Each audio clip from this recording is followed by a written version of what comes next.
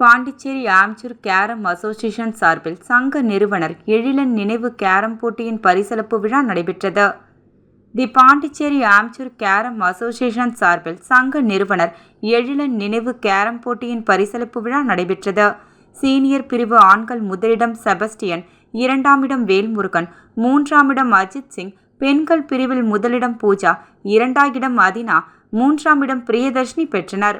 பரிசளிப்பு விழாவில் வழக்கறிஞர் சசிபாலன், கவிஞர் குமார், சங்கத் தலைவர் ஜெகஜோதி, செயலாளர் ஞான இருதயராஜ், துணைத் தலைவர் பரஞ்சோதி, திருமூர்த்தி, இருதயராஜ், முரளி, செந்தமிழ், வேல்முருகன், ஆரோக்கியராஜ், புஷ்பநாதன் மற்றும் பலர் கலந்து கொண்டனர்.